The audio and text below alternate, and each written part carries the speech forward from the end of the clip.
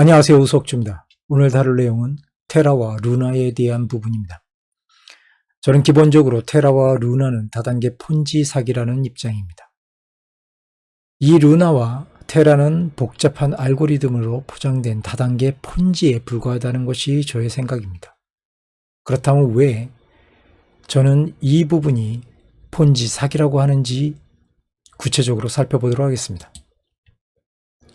테라 USD와 루나가 폰지 사기인 이유가 5가지가 있습니다. 첫째는 파생 상품과 알고리즘을 혼합해서 시스템을 매우 복잡하게 운영한다는 것입니다.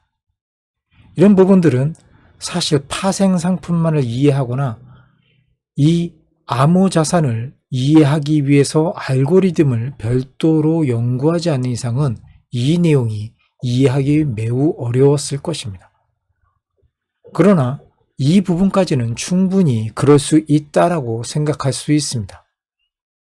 어차피 암호자산이라고 하는 것이 일반인들이 모두 이해하기에는 어려운 부분이 많이 있기 때문입니다.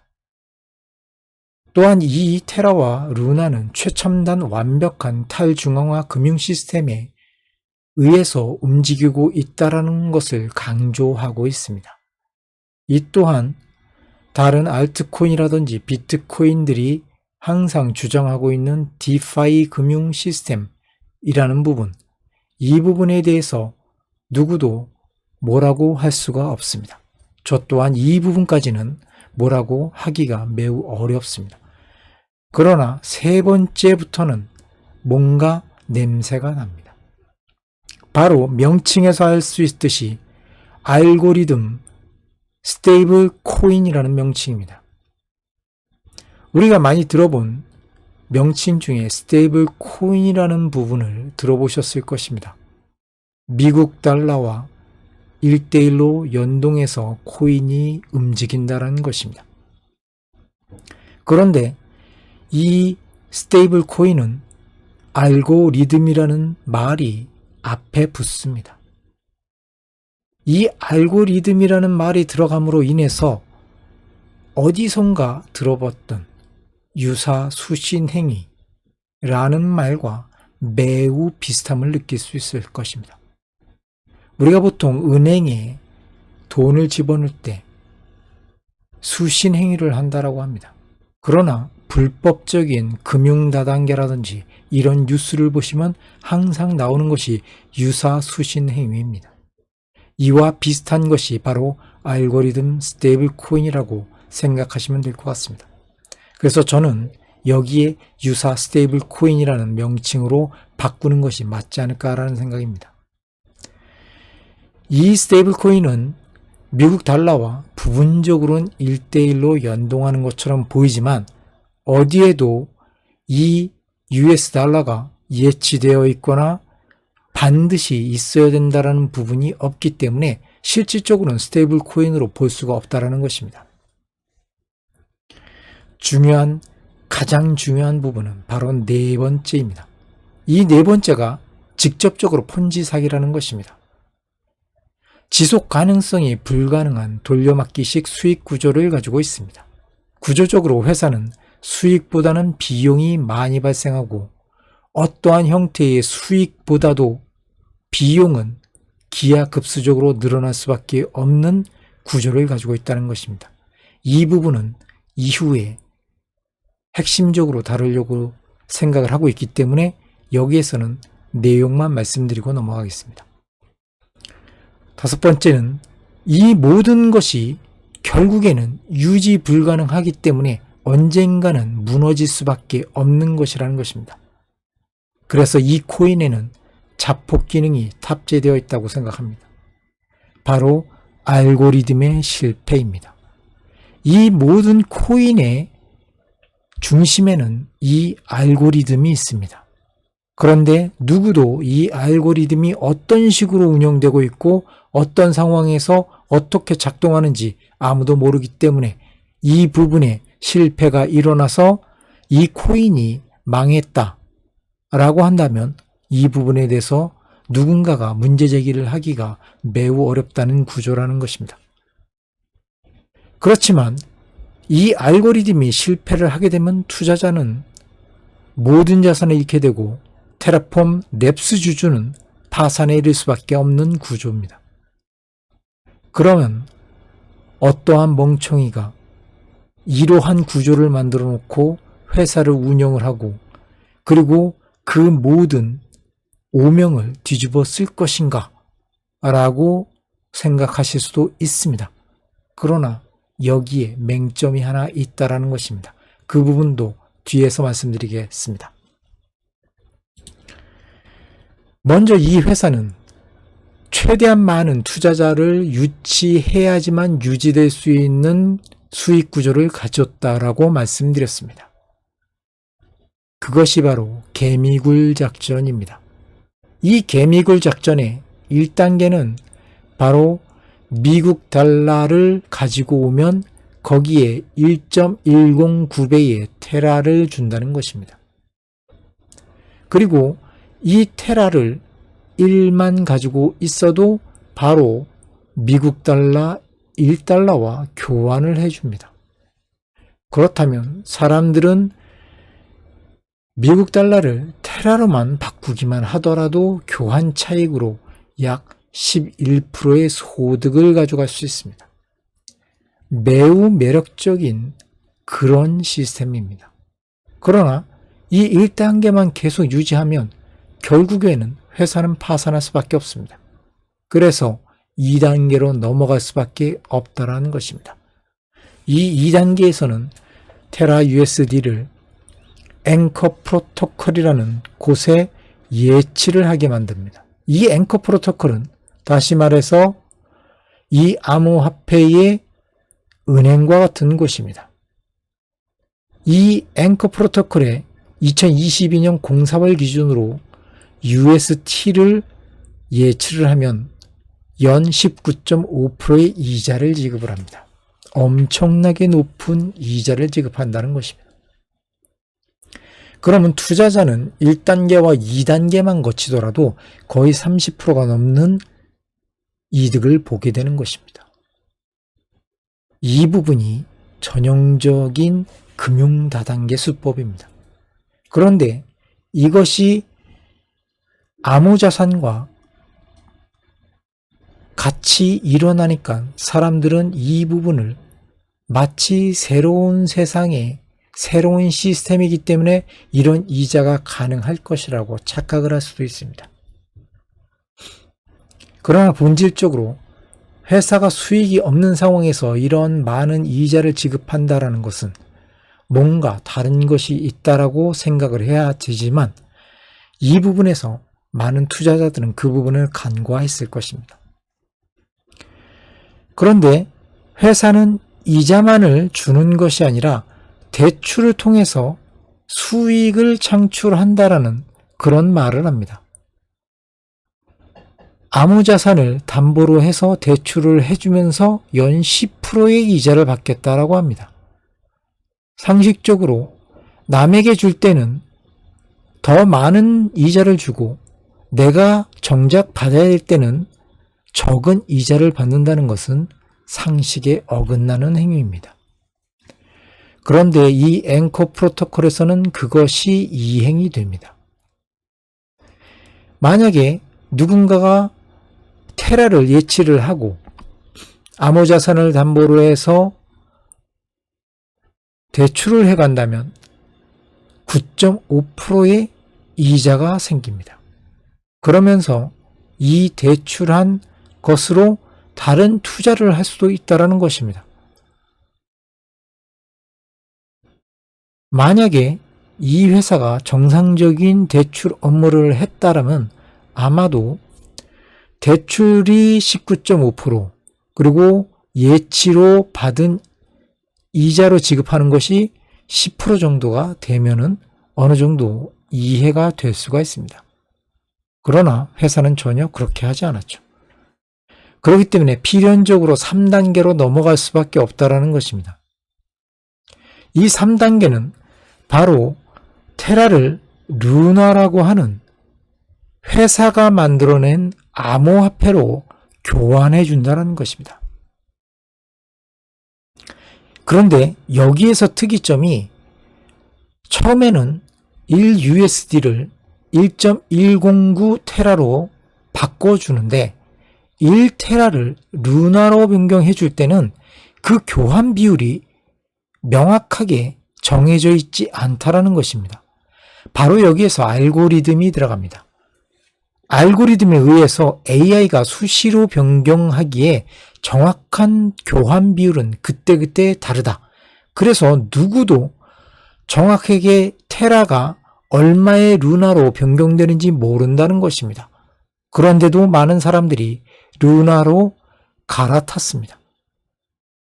투자자들을 더 많이 유인하기 위해서는 루나의 거래가 활성화가 되고 루나의 가격이 올라가야 하는 것이 필연입니다. 그런데 가만히 있는 루나가 어떻게 활성화가 되겠습니까? 누군가는 여기에서 가격을 끌어올려야만 합니다. 그래서 조작이 들어갔다라는 것이 본인의 생각입니다. 그 시점은 2021년 1월입니다. 이 시세 조작이 일어나는 동시에 많은 투자자들이 이 루나의 가격이 올라가는 것을 보고 더 많이 투자를 하게 되는 시점이 바로 2021년 1월입니다. 그런데 1단계도 문제가 있고 2단계도 문제가 있는데 더 커진 3단계까지 왔습니다. 많은 투자자들이 들어왔지만 더 이상 유입될 투자자들이나 아니면 투자자들이 늘어나는 거에 비해서 들어가는 비용이라든지 이자라든지 이 금액이 커지면 커질수록 회사는 어려움에 빠질 수밖에 없는 상황에 놓였을 것입니다. 그래서 회사는 이 부분을 타개하기 위해서 그동안에 받아놓았던 투자금으로 비트코인이라든지 아니면 다른 코인에 투자를 했을 것이라고 추정을 하는 것입니다. 그런데 공교롭게도 2022년부터 암호자산이 폭락을 하기 시작합니다. 그 폭락하는 시점에도 테라폼 랩스 쪽에서는 계속적으로 비트코인을 사는 것을 확인할 수 있었습니다. 저는 그 부분을 물타기라고 생각을 했습니다. 물타기를 해서 다시 암호자산이 올라간다면 투자자들에게도 이자를 지급을 하고 루나 생태계도 계속적으로 유지할 수 있을 것이라고 생각할 수도 있었을 것이라는 것입니다. 아니면 그 상황이 더 악화되기 전에 어떤 식으로든지 이 상황을 모면하기 위해서 자폭 시스템을 돌렸을 것이라는 것이 저의 생각입니다. 이 시스템이 붕괴된 원인은 알고리즘과 AI 시스템이 실패했기 때문이지 처음부터 이 테라나 유라 시스템이 가지고 있는 모순 때문에 실패한 것이 아니라는 그러한 논리를 필 수 있다는 것입니다.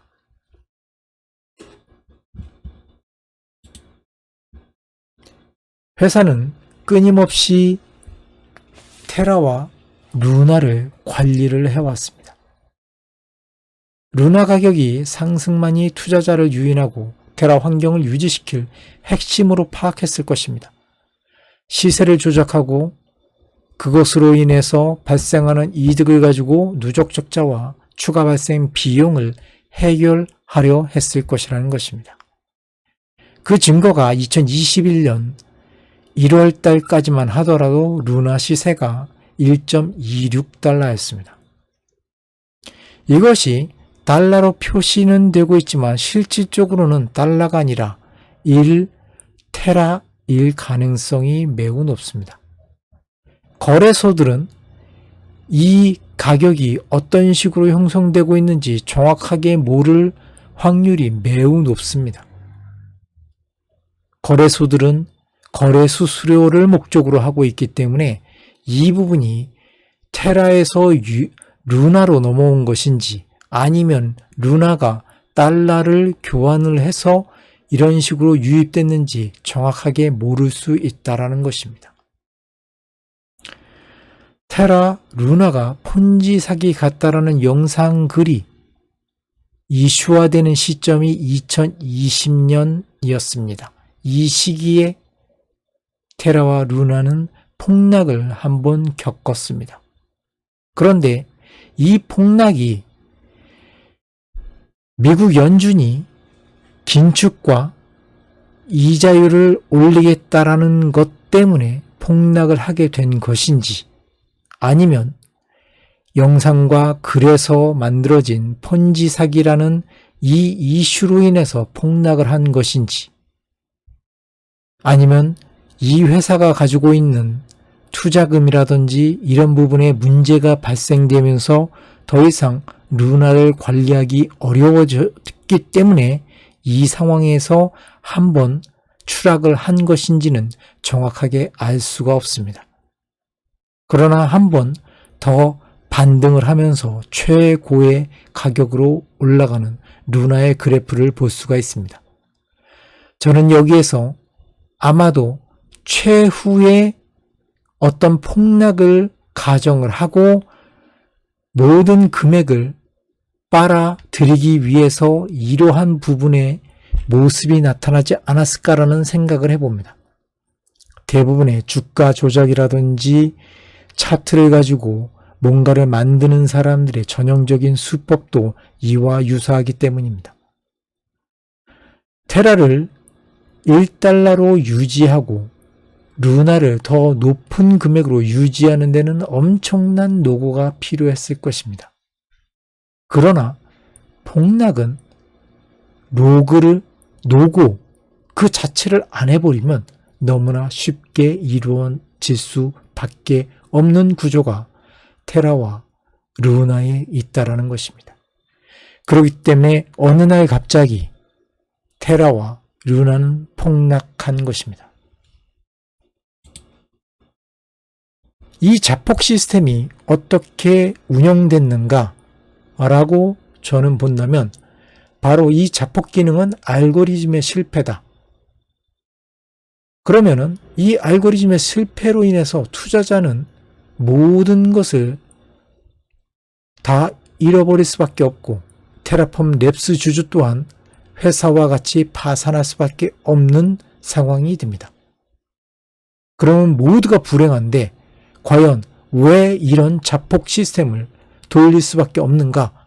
누군가는 끝끝내 살아남을 수 있는 부분이 있기 때문에 그렇다는 것입니다.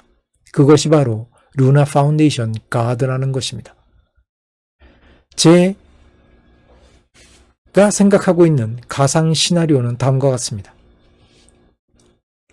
누군가에 의해서 악의적으로 알고리즘에 문제를 발생시키는 공격이 있었다.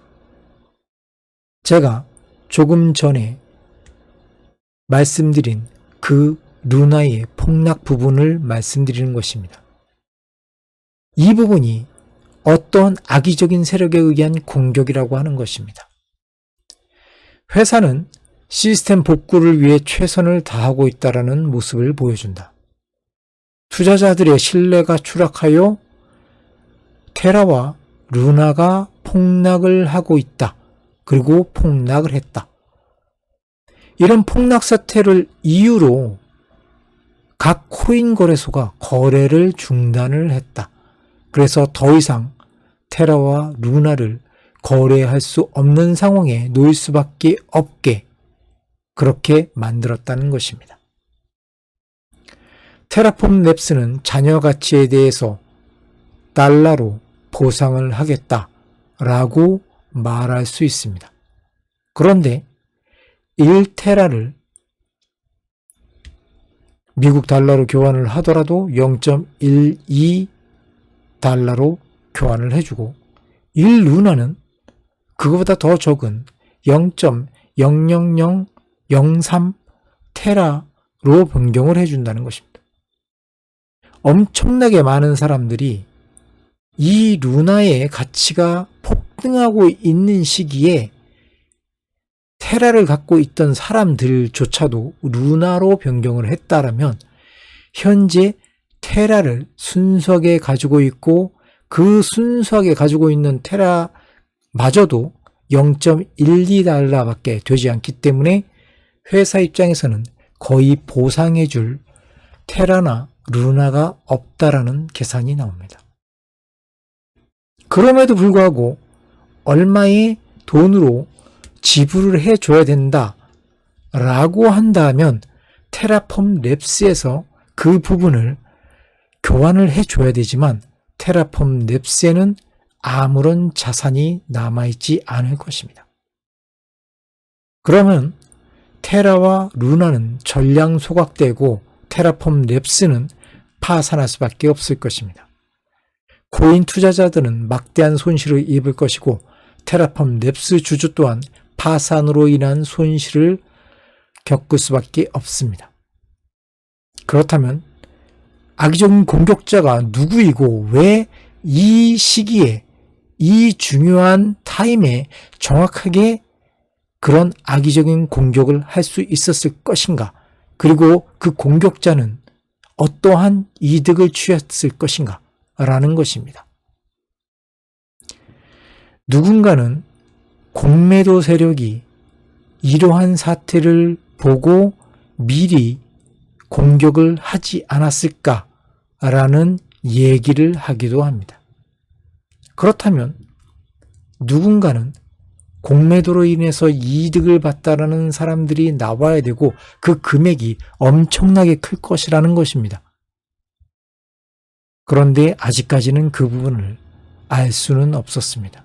그러나 저는 이 악의적인 공격자조차도 이 코인 안에 있는 관계자가 이런 행위를 했고 또한 필요한 공격이었다라는 생각입니다. 왜냐? 그러지 않으면 모든 화살이 이 모든 것을 주도한 사람에게 넘어갈 수밖에 없기 때문입니다. 결국엔 폰지 사기로 갈 수밖에 없는 구조를 만들어 놓고 폰지 사기가 아니다. 단지 알고리즘과 이러한 악의적인 공격자에 의해서 순식간에 회사가 없어지고 테라와 루나가 망가진 것이다 라고 제3자에게 모든 책임을 떠넘길 수 있기 때문이라는 것입니다. 그런데 여기서 중요한 것은 이러한 엄청난 사태에도 불구하고 유일하게 LFG라는 단체는 살아남을 수 있다라는 것입니다. 이 LFG는 비영리 단체고 재단입니다. 또한 테라와 루나와 아무런 직접적인 관계가 없습니다. 다시 말해서 LFG는 테라와 루나가 폭망을 하던 아니면 투자자 손실이 일어나던 어떠한 책임을 질 그런 위치에 있지 않다라는 것입니다. 그 구조를 보면 다음과 같습니다. 루나 파운데이션 가드가 실소유주는 최대 수혜자가 될 것이라는 것이 저의 생각입니다. 왜 그런가 하면 이 루나 파운데이션 가드는 재단이면서 테라를 관리 감독하는 비영리 단체입니다. 그런데 이 회사는 아마도 파나마 소재에 위치하고 있고 이 파나마는 텍스 헤븐 지역이라는 것입니다.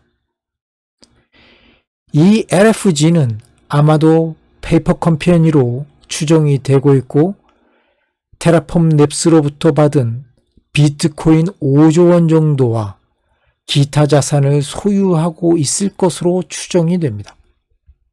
그렇기 때문에 루나 가치가 0에 수렴하고 루나 가치가 상승하더라도 루나는 테라로 보상을 하고 그 테라는 다시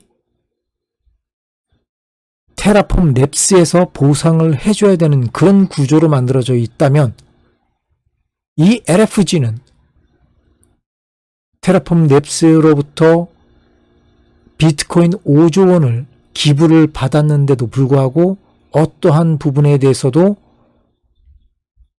보상을 하거나 아니면 그거에 대해서 의무를 지을 것이 없다라는 것입니다. 그렇기 때문에 LFG는 어떠한 가치 하락도 없고 계속적으로 생존할 수 있는 것입니다. 이 LFG는 단지 테라와 루나를 관리 감독할 목적으로 만들어진 재단에 불과한데 왜 이 재단에 테라폼 랩스에 남아있는 모든 재산에 해당되고 있는 비트코인 5조 원 정도를 넘겼을까라는 것이 저의 의문이고, 그 부분은 전형적으로 망해가고 있는 대기업 재벌들이 재산을 은닉하기 위해서 재단을 활용한 그런 부분에 유추해 본다면 이 LFG도 바로 그런 목적으로 설립되지 않았을까라는 생각을 해봅니다. 결국에 모든 것은 테라폼 랩스가 지고 망해갈 것입니다. 여기에서 우리가 왜 LFG 재단에 그런 비트코인 5조 원만 넘겼을까? 테라폼 랩스에 남아있는 자산이 없었기 때문입니다. 제가 추정하는 테라폼 랩스의 테라 투자 유치금은 30조 원인 정도입니다. 테라 교환 손실과 앵커 프로토콜 손실, 누적 적자 상계 비용으로 아마도 15조 원 정도를 사용했을 것입니다. 수익 창출 목적의 비트코인과 기타 투자 자산 매입, 그런데 이 투자 자산의 가치 하락으로 손실이 10조 원 정도 발생했을 것이라는 것입니다. 그렇기 때문에 실질적으로 테라폼 랩스에는 30조에서 25조를 차감한 5조 원 정도밖에 남아있지 않았을 것이고, 그 5조 원을 어떻게든 망해가고 있는 테라폼 랩스에서 빼서 다른 곳으로 이전시킬 수 있는 방법을 연구하지 않았을까라는 생각을 해봅니다. 그 방법은 바로 테라와 루나를 관리 감독한다는 목적의 재단을 설립한다는 것입니다. 그리고 그 재단에 나머지 모든 재산에 해당되는 비트코인 5조 원을 넘기는 것입니다. 우리가 상식적으로 생각하기에 모든 투자금 유치를 위한 달러를 받고 테라를 발행을 하고 테라를 통해서 루나를 발행하는 것이 바로 테라폼 랩스라는 회사였습니다. 그리고 테라가 무너지고 있고 루나가 무너지고 있는 상황에서 이 테라폼 랩스의 자산을 가지고 있어야 그 모든 것이 그나마 유지가 되고 방어를 할 수가 있는데도 불구하고 이 테라폼 랩스는 전 재산에 가까운 비트코인 5조 원을 가치 보존이라는 목적 하에 이 LFG 재단에 모두 넘겼습니다. 이 부분은 누가 보더라도 재산 은닉으로밖에 볼 수가 없습니다. 지금 만약에 어디에선가 소송을 하던 아니면 사기로 고소를 하던 반드시 재산을 가압류, 가처분 그리고 보존을 해야 되는 것은 바로 LFG 재단이 갖고 있는 이 비트코인이라고 보여집니다. 그나마 이 부분이 보존이 된다면 그 부분을 어떤 식으로든지 아마 굉장히 어렵지 않을까라는 생각은 해보지만, 그래도 일말의 희망을 볼 수 있는 부분은 바로 LFG 재단이 갖고 있는 비트코인 5조 원가량입니다. 이 방송을 통해서 혹시 루나나 테라의 기존의 투자를 했다가 손실을 보신 분이라든지 테라폼 랩스의 주주로 있다가 파산으로 모든 손실을 보신 분이 있다라면 반드시 이 ELF 재단을 타겟으로 해서 모든 계획을 짜는 것이 옳다라는 생각입니다. 이 내용들에는 제가 그동안 테라와 루나 관련된 많은 자료들을 분석을 해서 얻은 결과이기 때문에 많은 추정과 가정 그리고 저의 생각이 많이 반영될 수 있을 수 있습니다. 그리고 이런 부분들은 저의 가상 시나리오에 기반을 해서 만든 내용이기 때문에 이후에 정확한 내용이 나온다라든지 아니면 저에게 정확한 정보, 팩트가 있는 정보를 제공해 주시는 누군가가 있다면 아니면 이 부분에 대해서 더 정확한 내용을 알고 계신 분이 저에게 제보를 해 주신다면 제가 이후에 더 정확한 정보로 동영상을 만들도록 하겠습니다. 긴 시간 동안 저의 가상 시나리오를 바탕으로 한 루나와 테라에 대한 내용이었습니다. 감사합니다. 오석주였습니다.